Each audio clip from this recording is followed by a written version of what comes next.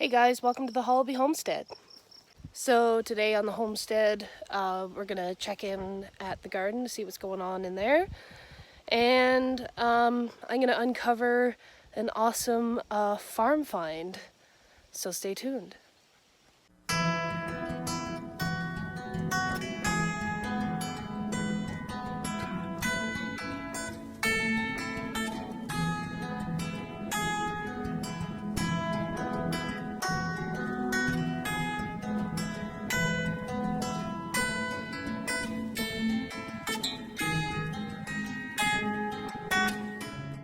So I just weeded the garden a couple days ago before this heat wave hit. And let's take a walk down there and see how it's doing. And I'm sure there'll be some stuff that's gotten bigger, and I want to talk to you about the mint that I weeded out too.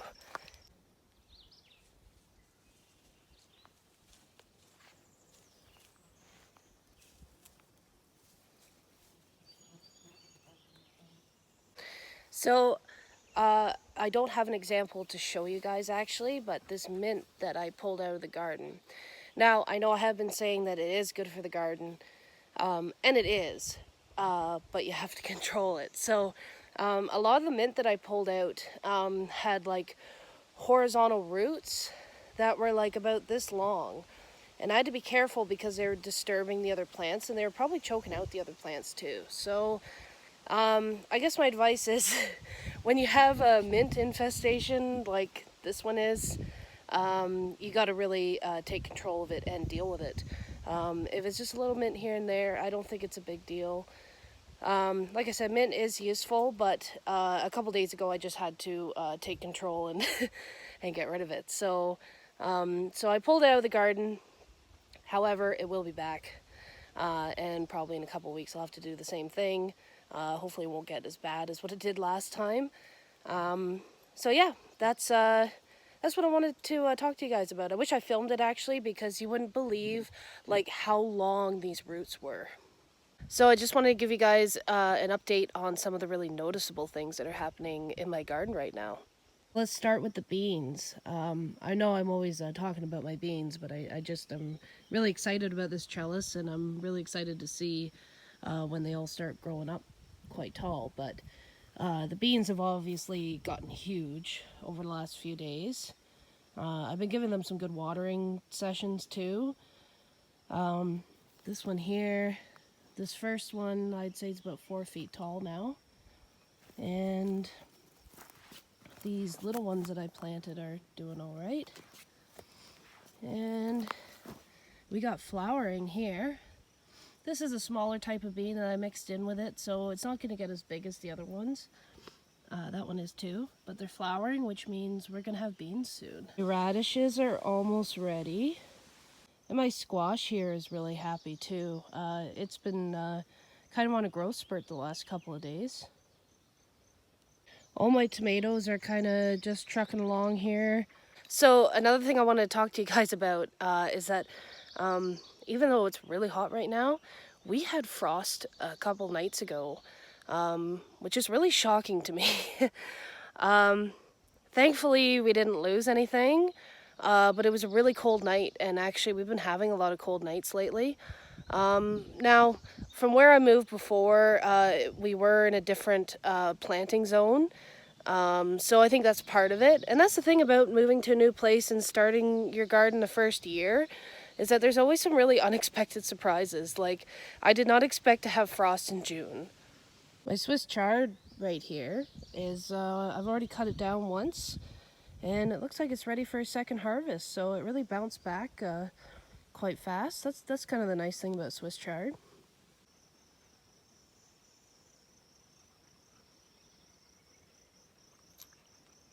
The hostas are still doing good in the bathtub. And check out my planter boxes here. Isn't that pretty? They're looking really colorful right now. I got the zinnias in the back there that are going to be producing soon. So the previous owner left an old car in the driveway, and last week we finally got it towed out. Anyways, when the car was moved, there was a little farm find behind it, some sort of farm equipment. I'm not sure what, but my next job is to pull it out, actually, or at least try to. However, the spot that this thing is in a really damp and dark area on the edge of the woods that kind of, in my mind, seems like it might be either a snake pit or a mouse pit or a rat pit. Yeah, so anybody who knows me knows that I have an irrational phobia of snakes and mice. And I'm going to tell you why that is. So, first of all, I know everybody's got something to be afraid of. Doesn't matter how tough you are, or if you've been homesteading for 50 years, there's always one or two things that kind of freak out. So I'm going to share with you what I'm scared of and why. And I'd like you guys to comment and tell me what you're scared of, whether it be on the homestead or the outside world, whatever. I just want to know. So fear makes us human, right? So I guess we'll start off with my fear of mice. At my old house, there was a mouse running around in the living room. One night I was alone. I was alone at the house, and I had 4 cats at the time, young, healthy cats, and they were chasing it, so I wasn't really too worried about it. It then ran under the couch, and then it came out underneath my chair that I was sitting in. And then the cats were sitting at my feet in front of me wanting to get it, so the mouse decided to run up my pant leg, like actually inside my pant leg. So obviously there was a lot of screaming involved. I actually tore my pajama bottoms that I was wearing at the time off of me and stood on the coffee table like in complete horror. I don't know, there's just something about like mice like running on you that just really freaks me out. So yeah, that's why I'm scared of mice. On a side note, I'm kind of scared of rats because when I used to run my hay business, one time in the barn I saw a rat the size of a small cat, and ever since then I just cannot get that out of my head every time I'm looking at hay or I'm in a barn or wherever. So that's why I'm afraid of rodents. So snakes, on the other hand, even though they're actually not poisonous here and they're really not that big, yeah, so I've been scared of snakes for a long time, but a few years ago, I was walking through a cemetery in Shelburne, Nova Scotia, and I was wearing sandals, and I felt something around my ankle, and I looked down, and I was stepping on a snake that was wrapping itself around my ankle. And in my like fear and horror, I ended up kind of lurching forward into this low-lying tree branch that happened to have a few more snakes on it, and those snakes came down and fell on me. So don't ever bring a snake around me because I can't handle it. My dad also has an irrational fear of snakes, so I think it's somewhat genetic. So those are my fears, and that's what makes me human. What's yours? I want to know. So now that I've creeped myself out about every worst case scenario with snakes, mice, and rats, and whatever else could be lurking in there, I'm gonna take a minute to check on some plants that I planted around my fence here. So excuse the weeds, I gotta clean this out, but I got a morning glory over there that's not doing so well. I planted some poppy seeds all along here. They might not come up this year, but next year we'll probably see them. And again, excuse the weeds. Got some poppies coming up on this side. They actually seem to be doing better on this side than what they were on the other side. So here we are. I'm just going to face my fear, putting gloves on, and go in there and get whatever that thing is. Hopefully I don't scream. Hopefully there's no snakes.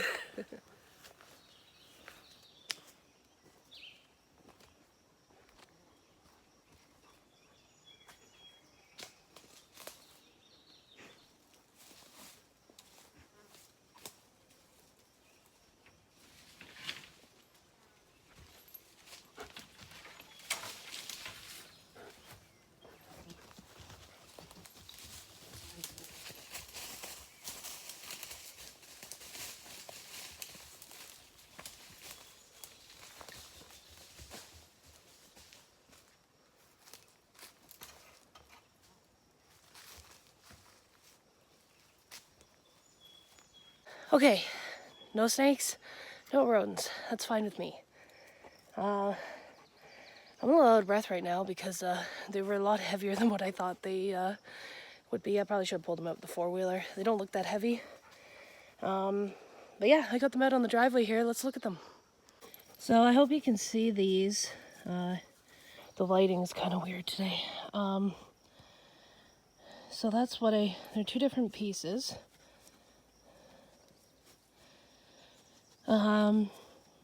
Okay, so let's talk about what they could be. They could be like an old school pull behind, like thatcher for like grass or something else.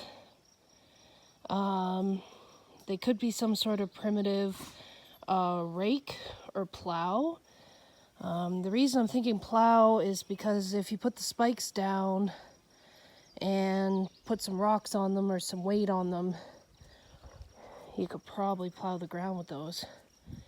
No idea how old these things actually are. Seems like there's some brackets at the end that it hooks onto. So I'm not too sure. And there's like if you can see that there's like a handle on the one end there.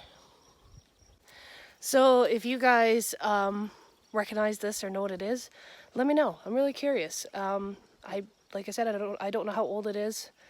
It's pretty heavy, it's pretty solid, it obviously chains to something. So yeah, if you know what it is, let me know, please. So I want to talk about what my plans are for these. So first of all, I was thinking about painting them.